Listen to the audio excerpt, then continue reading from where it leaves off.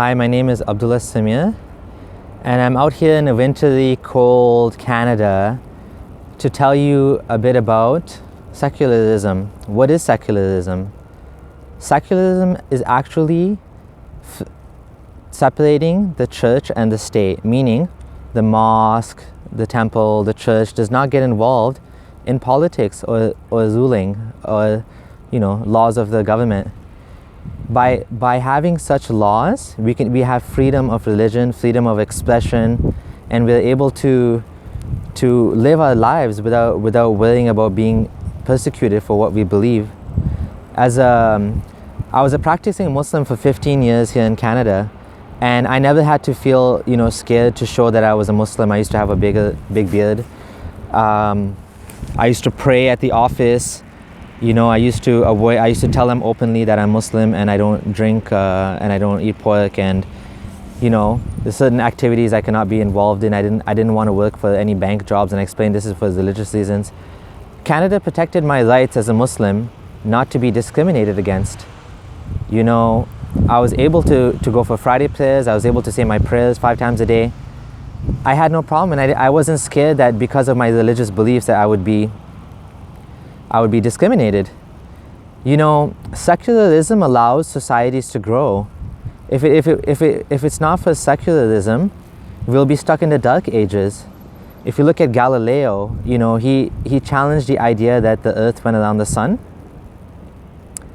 That the sun went around the earth. And because of that, he was persecuted by the church, right? And they put him in jail and they threatened him torture. And why were they able to do that? They were able to do that because the church and the state were closely linked, right? It should never be that way, right?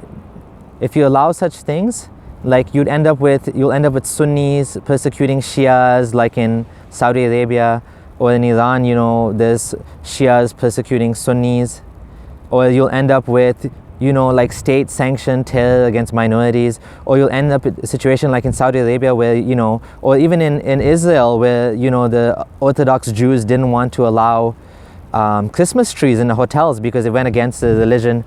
Like, secularism protects and allows minorities, including believers and non-believers both, right, to express themselves, to say what they want, and to live their life without fear of being harmed for what they believe, right? You know what I mean?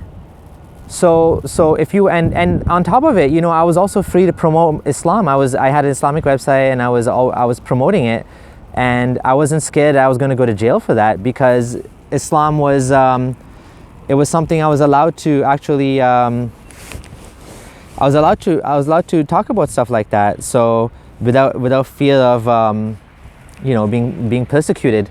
Whereas in some countries, like you can actually be tortured. Like in Saudi Arabia, some atheists are being actually sent to jail and lashed and whipped just for doubting Islam or just for criticizing any sort of Islamic theology.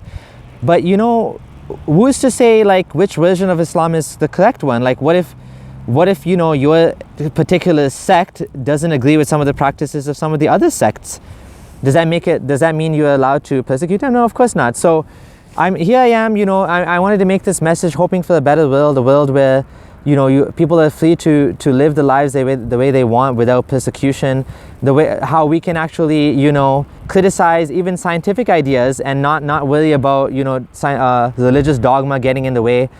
Stem cell research is another thing that's being blocked in the States because of religious values, and secularism and a strong division between church and state helps us to avoid such things. Anyways, thanks for watching. Take care. Bye.